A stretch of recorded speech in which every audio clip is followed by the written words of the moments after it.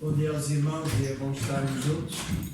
Quando eu vejo assim pedinho, já sei, não pode ser em baixo, tem que ser em cima. Mas é um privilégio estar convosco.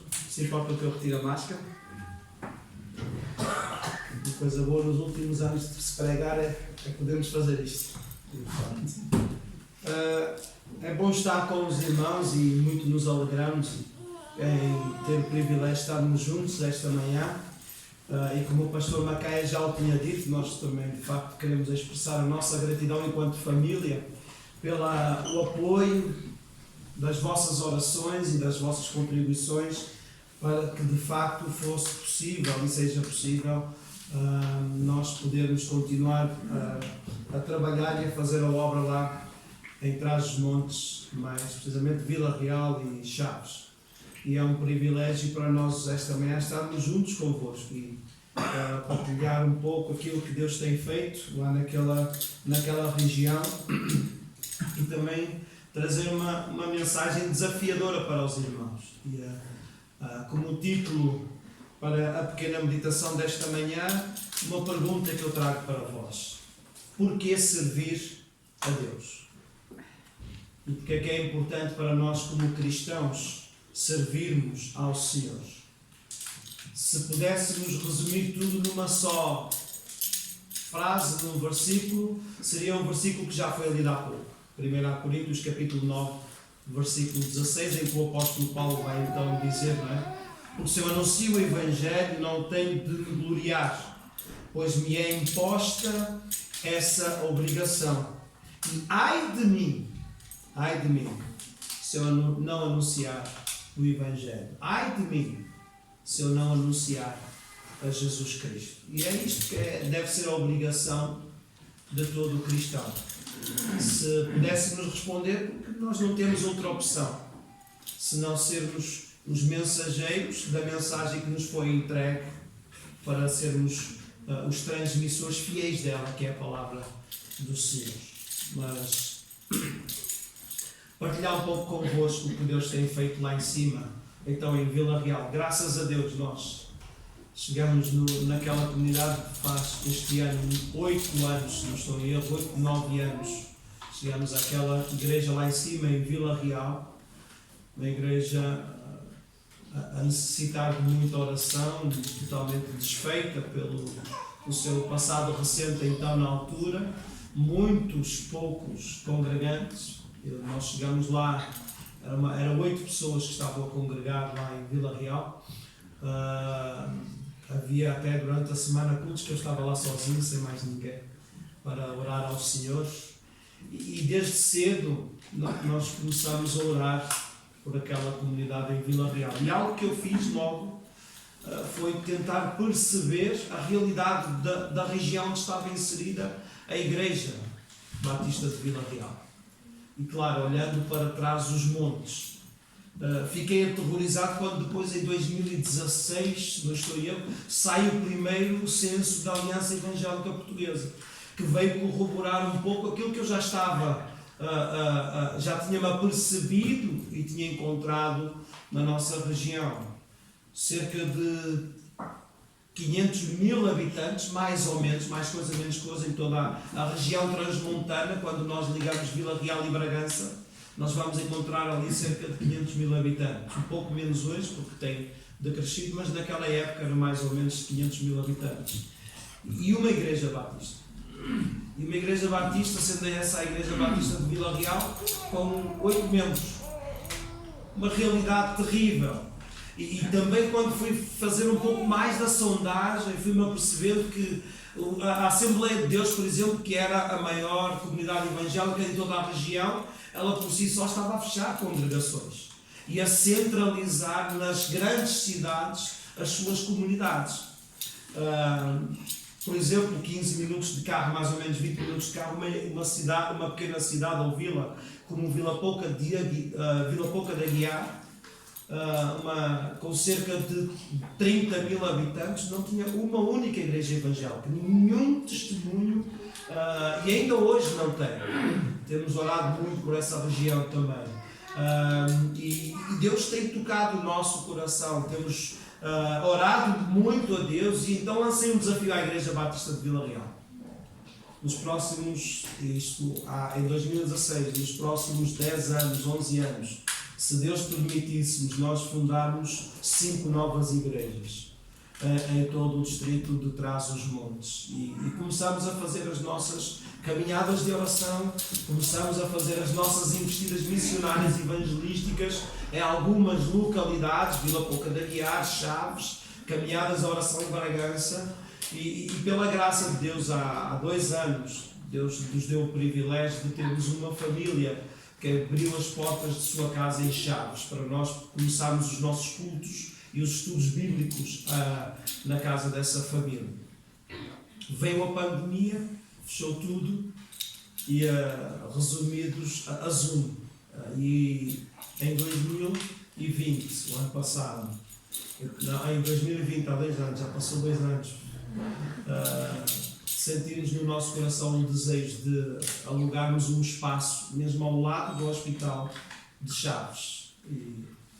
E então, de há 2 anos esta parte, temos estado lá. E hoje, pela graça de Deus, no último domingo passado, estávamos com 35 pessoas a congregar naquela cidade ali. 120 eram portugueses. E isso tem alegrado muito o nosso coração. Orem pelos Chaves, se Deus permitir, no dia 21 vamos fazer um piquenique com a Igreja Batista de Vila Real e a Igreja Batista de Chaves, e se Deus assim permitir, nós vamos realizar o primeiro batismo naquela cidade. Será um tempo muito bom para a honra e glória do nosso Deus. Vila Real, nós temos também experimentado bênçãos do nosso Deus. Se eu dizia aos irmãos que eram 8 quando cheguei lá, hoje, segundo as informações do último domingo, nós tínhamos 70 pessoas no culto a congregar connosco. Membros efetivos, hoje temos 39 membros da nossa comunidade em Vila Real. E todos os departamentos, desde os casais ao berço da Lana que está ali, todos estão a funcionar em pleno na nossa comunidade, para a honra e glória do nosso Deus. E agora estamos na fase de tentar consolidar o grupo que está, para que de facto nós possamos ainda ter uma expressão maior de testemunho naquela cidade. Foi difícil, irmãos, foram anos de muita luta para tentar, pelo menos, mudar a imagem que a igreja tinha na cidade. Foi duro. Lembro-me, por exemplo, num dos concertos evangelísticos que fazíamos de rua lá, numa localidade chamada Araucária, enquanto nós cantávamos, o que eu ouvia era: olha a igreja do ladrão, olha a igreja do não sei quê, não sei o que mais. E hoje tudo isso está dissipado, a igreja tem dado bom testemunho na cidade de Vila Real, e as pessoas hoje vão se aproximando, vão conversando comigo. Já há uma outra visão em relação à nossa comunidade em Vila Real, e isso eu tenho dado muitas graças ao nosso Deus, porque ajuda agora, né? Ajuda-nos a sermos mais eficazes, quando costuma-se dizer, quando nós vemos lá em Atos, não é? Caímos na graça do povo e Deus ia acrescentando os que haviam de ser salvos. E então, nós, graças a Deus, podemos hoje encarar as coisas de outra forma e sonhar efetivamente com um crescimento mais eficaz daquela região. A nossa família, nós agradecemos muito aos irmãos pelas orações e pedimos que continuem a orar por Trás-os-Montes, por aquela região que tanto carece e necessita de ouvir a palavra de Deus, o Evangelho. Trago também a saudação da nossa igreja em Leomil. É 2 aninhos mais velhos que os irmãos aqui. Nós celebramos este ano 96 anos. E trago as saudações dos irmãos da nossa comunidade lá em Leomil, Moimenta da Beira. E era para estar aqui o irmão hoje, mas infelizmente por questões de saúde não pôde estar presente. Então, essas são as saudações também que eu trago aos irmãos. Então, porquê que nós devemos evangelizar? Porquê que nós devemos servir efetivamente ao nosso Deus? Oswald Smith ele tem uma afirmação que diz o seguinte: cada coração com Cristo é um missionário, e cada coração sem Cristo é um campo missionário. E nós, enquanto cristãos, precisamos então de pegar nesta afirmação e nos consciencializarmos de que nós não temos outra opção na nossa vida enquanto filhos de Deus. Nós não somos chamados para ser filhos de Deus para vivermos uma vida de caprichos. Usarmos o nome que somos filhos de Deus, como às vezes acontece, e apenas nos apropriarmos disso e ficarmos quietos no nosso canto, exigindo de Deus por vezes. Mas nós somos chamados por Deus porque temos uma mensagem muito importante que Cristo nos deixou, à qual nós devemos nos submeter e ser fiéis transmissores dela. Cristo, quando subiu aos céus, Ele nos deixou esta mensagem e uma ordem muito concreta. Ide e fazei discípulos. Ide e pregai o Evangelho. Ide e falai de Jesus a todas as pessoas para que elas possam conhecer quem Jesus é. Para que eles possam conhecer quem é o único que pode dar a salvação para a humanidade. E eu gostava de partilhar esta manhã, pelo menos 4 motivos pelos quais nós devemos nos prontificar para servirmos efetivamente o nosso Deus. E o primeiro motivo que eu gostava de partilhar com os irmãos encontra-se, por exemplo, em Atos capítulo 4, versículo 18 a versículo 21. Atos capítulo 4, versículo 18 a versículo 21. Hoje vamos fazer um pouquinho de destreza bíblica para podermos recordar como era antigamente também nas nossas classes e nos nossos cultos. Se nós formos ver os textos bíblicos, passando pelos evangelhos e indo até às cartas dos apóstolos, em Atos, que é a vida de princípio da igreja, nós vamos ver pessoas como Zaqueu, nós vamos ver uma mulher samaritana, vamos ler acerca de um cego de Jericó, nós vamos ler o templo, o paralítico, que desce do telhado de uma casa com os seus amigos que o põem aos pés de Jesus. Nós vamos ver Pedro, nós vamos olhar para um apóstolo como o apóstolo Paulo, que todos eles, tendo um encontro pessoal com Jesus Cristo, viram as suas vidas totalmente transformadas por Ele. E o que há em comum com quase todos foi que após esse contato com Jesus Cristo, eles se encheram com um desejo e uma vontade muito grande de ir e testemunhar aquilo que Jesus Cristo havia feito na vida deles. Todos eles, inclusive, por exemplo, Zaqueu, que é um dos mais conhecidos, ele se prontificou logo a ir e repor tudo o mal que tinha feito, devolver o que tinha tirado às pessoas, fazer até a caridade, dando metade do que tinha aos pobres. E eu costumo dizer lá na igreja em Vila Real, eu imagino um anãozinho, deveria ter sido o homem mais odiado daquela cidade, passou a ser com certeza o homem mais amado daquela cidade. E isto tudo porque houve transformação pela pessoa de Jesus Cristo. E Zaqueu, então, ele não se quis calar em relação à sua vida transformada. A mulher samaritana, que há quem diga que foi a primeira missionária, que depois de ter recebido a mensagem de Jesus Cristo, ela corre para a sua cidade e fala para todas as pessoas acerca de Jesus. E a maioria do povo vem ter com Jesus. E no final nós lemos lá no texto um reconhecimento, porque ela não se calou e as pessoas puderam conhecer o Messias, Jesus Cristo. E vidas foram transformadas por causa desta mulher que não se calou. Então eu devo servir a Deus, eu devo partilhar a Jesus Cristo, eu devo falar e não calar, primeiro por causa da transformação que Jesus Cristo fez na minha vida. Meus queridos, nós não nos podemos iludir. Se nós nos afirmarmos que somos cristãos, se nós declararmos que somos cristãos, tem que haver mudança no nosso viver. E Jesus Cristo tem que fazer parte da nossa conversa diária com as pessoas que estão ao nosso redor. E cada dia eu tenho que experimentar um pouco o que Jesus vai fazendo no meu dia a dia e partilhar o que Ele faz com as pessoas que estão ao meu redor. Isso tem que estar na gene de todo o cristão. Um dos problemas que nós vivemos é que hoje os crentes, pela falta de intimidade que têm com Deus, porque não leem a Bíblia, porque não oram, porque não fazem culto doméstico, porque não vivem uma vida de devoção com Deus, não conseguem identificar o que Jesus Cristo faz a cada dia que vai passando no seu viver.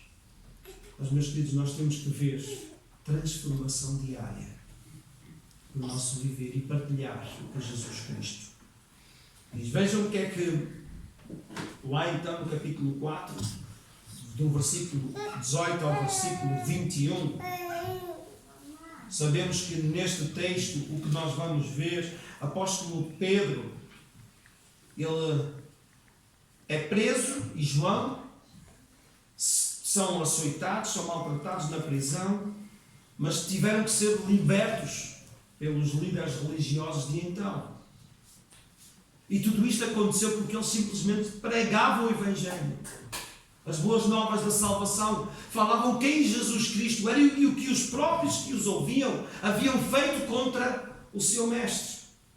Então eles são presos e depois, não tendo outra solução, tendo que os libertar, vejam o que é que eles dizem lá então a partir do versículo 18, diz assim a palavra do Senhor: chamando-os, ordenaram-lhes que de modo algum falassem nem ensinassem no nome de Jesus Cristo. Porém, responderam Pedro e João: julgai vós se é justo diante de Deus obedecer antes a vós do que a Deus.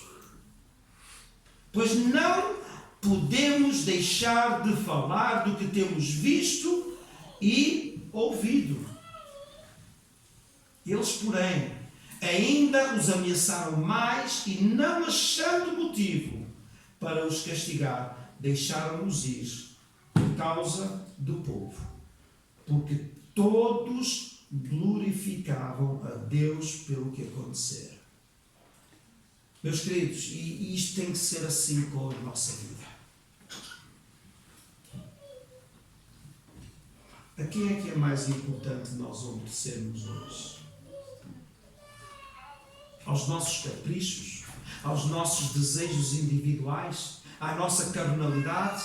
Ou estamos nós dispostos a nos submetermos à autoridade de Deus na nossa vida, à autoridade do Espírito Santo, à autoridade que Cristo nos deixou ao dizer que temos que ir e testemunhar? E assim não calar diante do povo. A quem estás tu hoje disposto a obedecer mais? A Deus? Vivemos tempos um pouco difíceis, é um facto. Com grandes atrações que este mundo nos tem trazido para as nossas vidas. Mas nós temos que ser prioritários na nossa forma de estar e na nossa forma de viver. Cristo tem que ser a prioridade na nossa vida. E, meus queridos, e também precisamos de ter amor pelas almas que cada vez mais correm para o inferno. Precisamos de chorar por aquelas almas que ainda não têm conhecimento de Jesus Cristo.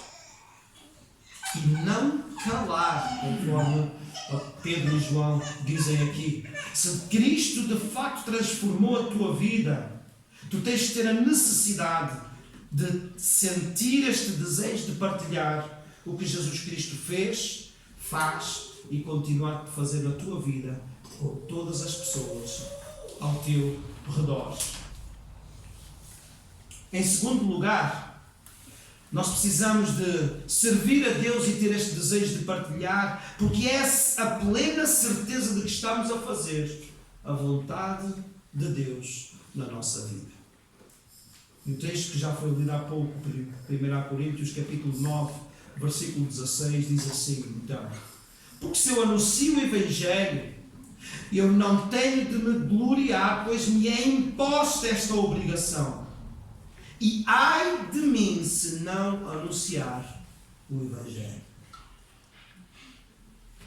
Nós precisamos ter uma consciência disto, irmãos. No dia que estivermos diante do nosso Deus, no dia que estivermos face a face com o nosso Criador, Ele nos vai exigir a responsabilidade de todas as vezes que nos negamos a pregar o Evangelho, a falar de Jesus, a testemunhar quem Jesus Cristo é no nosso viver. Nós não temos outra solução. Jesus, virando-se para os seus discípulos, Ele vai dizer assim: vós sereis meus amigos se fizerdes o que eu vos mando. Então não há como nós, sendo igreja, sendo filhos de Deus, discípulos de Jesus Cristo, dizermos: eu ainda não sei, pastor, o que é que eu tenho que fazer para Deus. Ainda não senti o chamado para a minha vida. Ainda não sei o que é que Deus espera de mim como cristão. Eu ouço isto às vezes. E a primeira pergunta que eu faço normalmente é: o irmão lê a Bíblia? Porque se o irmão ler a Bíblia, está lá declarado o que é que nós precisamos fazer enquanto cristãos. Jesus nos deixou uma mensagem muito concreta: ide por todo o mundo e pregai o Evangelho a toda a criatura. Nós somos chamados por Deus para sermos mensageiros, para sermos testemunhas de Jesus Cristo por onde quer que nós andamos. E Paulo, vejam, Paulo ele tinha esta consciência e ele não pregava por orgulho, pregava por obrigação divina, porque ele tinha esta consciência que era uma obrigação enquanto discípulo de Cristo, enquanto apóstolo de Jesus, e ele sabia claramente a mensagem que tinha que pregar: Cristo, Jesus Cristo, e o caminho que leva ao céu. Ele não tinha outra escolha. Ele sabia que tinha sido separado por Deus, separado por Cristo para a obra missionária.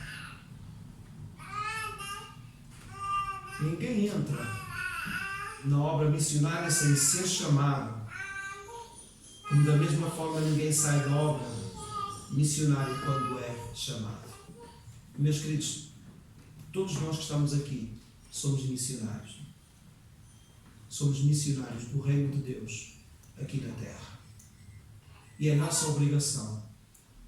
Nós não temos outra opção. É nossa obrigação pregar a Cristo. E somos testemunhas de Jesus até que Ele venha ou até que Ele nos chame à sua glória.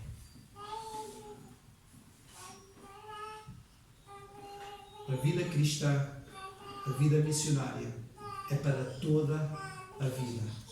E não há outra hipótese para nós enquanto cristãos, a não ser nos submetermos à soberania do nosso Deus e em submissão sermos obedientes até ao fim. O pastor Macaia falava da Isménia Machado, falava do Papai Machado, e eu lembro-me do pastor Damaso. Eu lembro da Dona Rosinha. Para quem não sabe, as minhas primeiras aulas de piano foram dadas nesta sala aqui, com a saudosa Dona Rosinha. Tinha eu 8 anos.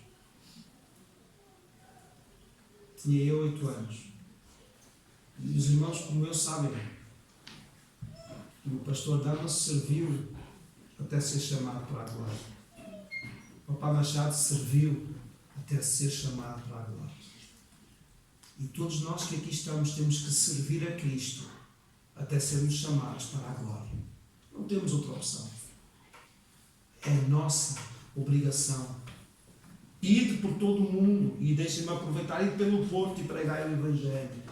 Anunciai as boas novas de salvação. Não deixes para amanhã, como nós ouvimos no ditado, o que podes fazer hoje. E hoje é o dia em que tu tens que ir e partilhar em tua casa, com os teus vizinhos, no teu bairro, na tua cidade, quem Jesus Cristo é, o que é que Ele fez, o que é que Ele faz e continuará a fazer na tua vida. A voz de Deus, ela fala contigo hoje. E Ele diz, vai e não te cales. Anuncia Jesus Cristo. Não deixes de escutar, não deixes de prestar atenção ao que a palavra de Deus hoje te diz. Submete e obedece. E permite que o Espírito Santo te guie para anunciar as boas novas da salvação.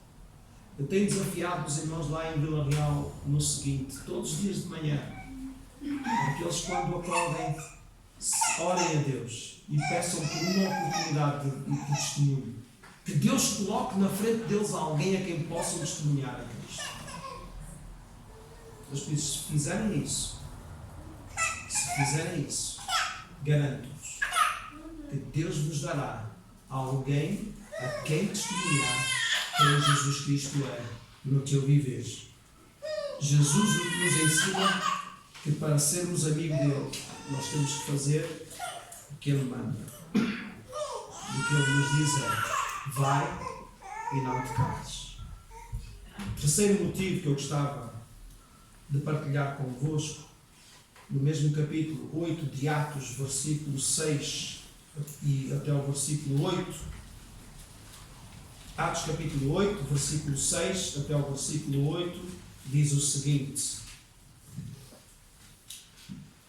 as multidões reunidas prestavam atenção ao que Filipe dizia, porque ouviam e viam os sinais que ele fazia. Os espíritos imundos saíam de muitos que os tinham, gritando, e muitos paralíticos e coxos eram curados. Havia grande alegria naquela cidade. E havia grande alegria naquela cidade porque Filipe lhe apresentava a solução que aquele povo precisava. E meus queridos, eu e tu temos a solução para este mundo. Jesus ainda hoje continua a ser a solução para este mundo. Jesus ainda hoje continua a ser a solução para o pecador. E esta é a mensagem que temos que levar ao povo lá fora. Cristo, Jesus, a solução para o mundo sem solução. João Calvino costumava dizer o seguinte: sem o Evangelho tudo é inútil e vão. Tudo é inútil e vão. E nós sabemos que não há salvação fora de Jesus Cristo. Nós sabemos que Jesus Cristo é o próprio Evangelho. Sabemos que Ele é o caminho, sabemos que Ele é a salvação, que Ele é a vida. Porque é que então nós não pegamos neste conhecimento que temos e pomos em prática ao testemunhar com as pessoas que estão lá fora? Os discípulos testemunhavam Jesus Cristo, os discípulos falavam do Evangelho da salvação que era Jesus, e isto trazia grande alegria ao povo que escutava. Lá no final do capítulo 2 nós vamos ver que a igreja ia caindo em graça para com o povo e Deus ia acrescentando. Porquê? Porque eles eram unânimes. Eles viviam do Evangelho, eles estavam juntos, se preparando, mas davam bom testemunho também, onde quer que eles estivessem. E como nós hoje estamos a precisar urgentemente de homens e de mulheres que deem bom testemunho de quem Cristo é nas suas vidas.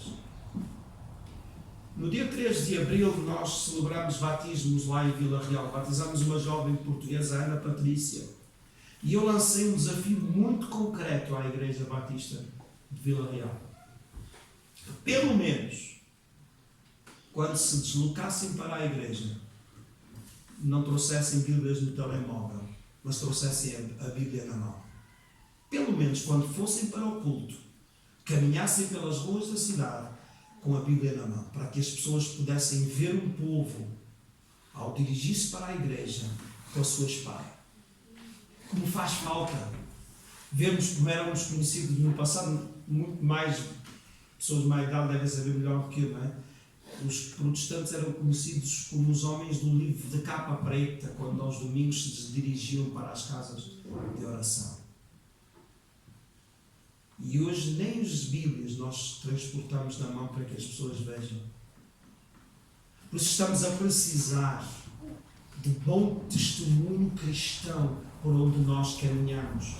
Nós precisamos de agarrar os velhos costumes. Não digo que não seja prático termos a Bíblia no telemóvel, porque dá jeito às vezes.